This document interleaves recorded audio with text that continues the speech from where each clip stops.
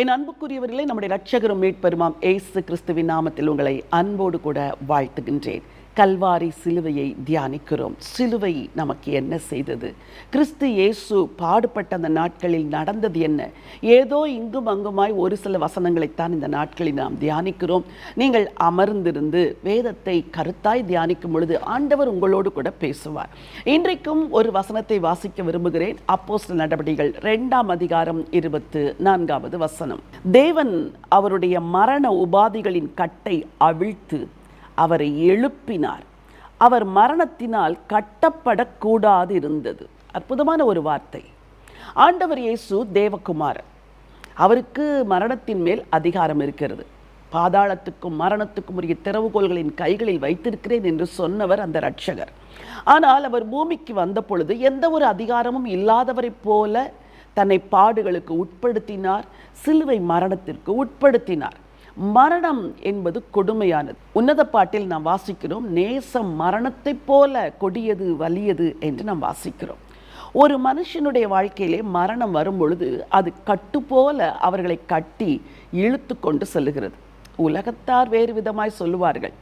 ஆனால் மரணம் என்பது ஒரு கட்டு. மனிதன் பூமியிலே பிறந்து எத்தனை வருஷங்கள் வாழ்ந்தாலும் ஒரு நாள் அவன் மரணத்தை சந்திக்க வேண்டும். மரணத்தை ஒவ்வொருவரும் சந்திக்கிற விதம் வித்தியாசமானது. பரிசுத்தவான்கள் பலர் நித்திரையிலேயே கர்த்தரை சந்தித்திருக்கிறார்கள். கடந்த நாட்களில் ராமேஸ்வரம் என்ற இடத்தில் கிருபாசனத்தின் ஊழியத்திற்காய் கடந்து சென்றிருந்தேன். அங்கே ஒரு நாள் பெண்கள் கூடுகை. அந்த கூடுகையிலே என்னை அழைத்திருந்த தேவனுடைய பரிசுத்தவானாகிய அன்பு போதகர் அன்புதாசன் அவர்கள் அன்போடு கூட என்னை அழைத்தார்கள். பொதுவாக பிரசங்கம் பண்ணும் பொழுது பெரிய தலை சிறந்த போதகர்கள் யாரும் பின்னாக உட்கார்ந்து கேட்பது இல்லை. ஆனால் அந்த கூடுகையிலே அந்த தேவதாசன் தாழ்மையோடு பின்னாக உட்கார்ந்து முழு செய்தியிலும் அமர்ந்திருந்தார். செய்தியெல்லாம் முடிந்த பிறகு அவர்களும் அவரோடு கொண்டிருந்த போதகர்களும் என்னை சந்திக்க வந்தார்கள். அவர் சொன்னார், நீங்கள் மிக நன்றாய் பேசினீர்கள் அம்மா, மிகுந்த ஆசீர்வாதமாக இருந்தது. அடுத்த வருடமும் நீங்கள் இந்த கிருபாசனத்தின் கூடுகைக்கு வர வேண்டும் என்று சொன்னார். நானும் சரி ஐயா, நான் அதை உங்களுக்கு சொல்லுகிறேன் என்று சொல்லிவிட்டு வந்து விட்டேன். சில நாட்களிலேயே அந்த தெய்வ மனுஷன் கர்த்தருக்குள் நித்திரை அடைந்தார். எப்படி நித்திரை அடைந்தார் தெரியுமா? பிரசங்கம் செய்து கொண்டிருக்கும் பொழுதே, பிரசங்கம் முடிவிலேயே கர்த்தருக்குள் நித்திரை அடைந்து விட்டார்கள். அவர்கள் மரணத்திற்கு முன்பதாகவே தன் அடக்க ஆராதனை எப்படி இருக்க வேண்டும் என்றெல்லாம் தன் சபையாருக்கும் உடன் ஊழியர்களுக்கும் ஆலோசனையை சொல்லிவிட்டு தான் மரித்திருக்கிறார். அந்த வீடியோவை நான் பார்த்தேன். ஒரு புறம் மிகுந்த துக்கம். ஆண்டவரே, இப்படியெல்லாம் பரிசுத்தவான்கள் வாழ்ந்திருக்கிறார்களே உமக்காக என்று. எனக்கு அன்பானவர்களே, மரணம் என்பது ஒரு கட்டு. அது எப்பொழுது வருமோ கட்டி இழுத்து கொண்டு சென்றுவிடும். அதை எந்த மனிதனும், எந்த விஞ்ஞானியும், எந்த அரசியல்வாதியும், எந்த செல்வந்தனும் தடுக்கவே முடியாது. ஆண்டவர் இயேசு கிறிஸ்து கூட மனிதனாய் பிறந்ததினால் மனிதன் சந்திக்க வேண்டிய மரணத்தை அவரும் சந்தித்தார். உங்களுக்காக, எனக்காக. எல்லா மனிதர்களைப் போல அவர் மரித்தாலும் அந்த மரணத்துக்கு பிறகு ஒரு பெரிய உயிர்த்தெழுதல் இருந்தது. ஆனால் மனிதனைப் போலவே அவர் மரித்தபடினால் அவருக்கு மரணத்தின் கட்டுகள் அவரை கட்டி கொண்டது என்று வேதத்திலே வாசிக்கிறோம். வேதம் சொல்லுகிறது, தேவன் அவருடைய மரண உபாதியின் கட்டை அவிழ்த்து அவரை எழுப்பினார் என்று சொல்லியிருக்கிறது.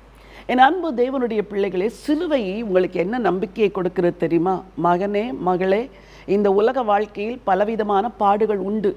மரணம் என்பது தவிர்க்க முடியாத ஒன்று. ஒருவேளை உங்கள் குடும்பத்தில் யாரோ ஒருவரை நீங்கள் இழந்திருக்கலாம். வசனம் சொல்கிறது, மரண உபாதியின் கட்டை இயேசுவினிடத்திலிருந்து பிதா அவிழ்த்து போட்டார். அப்படி என்றால் அந்த ஆண்டவர் இயேசு மரணத்தின் வழியாய் கடந்து சென்றார் என்பது தானே உண்மை. இன்றைக்கு உங்களை பார்த்து ஒரு நேரடியான கேள்வியை கேட்கிறேன். ஒருவேளை இன்றைக்கு நீங்கள் மரித்தால், இப்படி ஒரு கேள்வியை கேட்டால் எல்லாருக்கும் பதஷ்டம் வரும். பதற வேண்டிய அவசியம் இல்லை. இன்றைக்கு நீங்கள் மரித்தால் எங்கு செல்வீர்கள்? இந்த கேள்விக்கு நீங்கள் பதில் சொல்லியே ஆக வேண்டும்.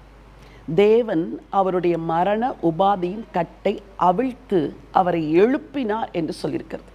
நீங்கள் மரித்தால் திரும்ப உயிரோடு எழும்புவீர்களா? ஆண்டவர் இயேசுவை அறியாதவர்களுக்கு இந்த கேள்வி ஒரு பரிகாசமாக இருக்கலாம். அது என்ன, மரித்து திரும்ப உயிரோடு எழும்புவது? அதுதான் கிறிஸ்தவத்தின் ஆதாரம். கிறிஸ்தவத்தின் அச்சாரமே அதுதான்.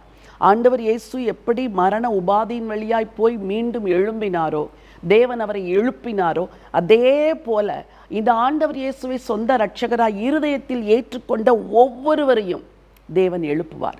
சிலுவை வெறும் மரணத்தை மாத்திரம் குறிக்கவில்லை, மரணத்துக்கு பிறகு ஒரு உயிர்த்தெழுதல் இருக்கிறது என்பதை சிலுவை சொல்லுகிறது. இன்றைக்கு நீங்கள் ஒரு தீர்மானம் எடுக்க வேண்டும். ஆண்டவரே, ஒருவேளை இன்று நான் மரிப்பேன் என்றால் என் இரட்சகர் வரும்பொழுது நான் உயிரோடு எழும்ப வேண்டும்.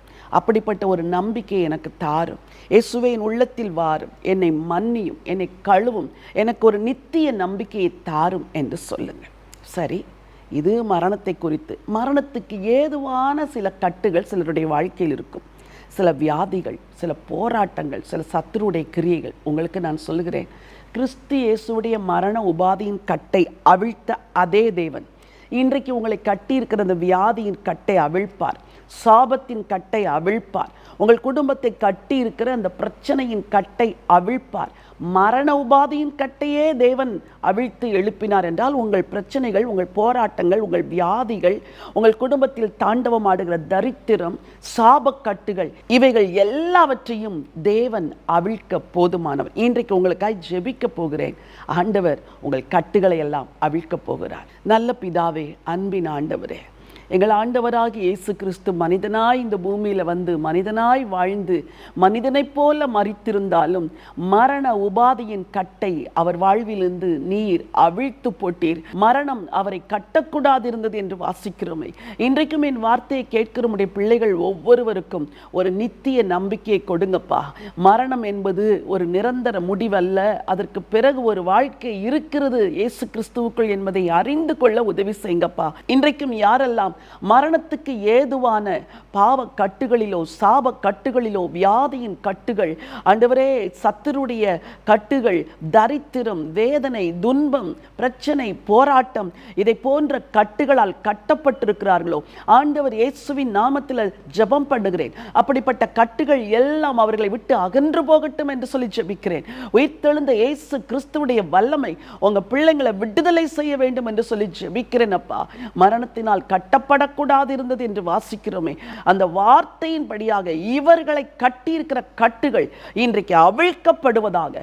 இந்த தனி மனிதனை கட்டியிருக்கிற கட்டுகள், குடும்பத்தில் பிள்ளைகளை கட்டியிருக்கிற கட்டுகள், புருஷனை கட்டியிருக்கிற கட்டுகள், மனைவியை கட்டியிருக்கிற கட்டுகள், பொருளாதாரத்தின் கட்டுகள் எல்லாம் அவிழ்க்கப்படுவதாக, சாப கட்டுகள் அவிழ்க்கப்படுவதாக, வியாதிகள் விலகுவதாக என்று சொல்லி ஜெபிக்கிறையா. உம்முடைய உயிர்த்தெழுந்த வல்லமை இன்றைக்கு உம்முடைய பிள்ளைகளை விடுவிக்கிறதற்காய் கோடான கொடி ஸ்தோத்திரம்.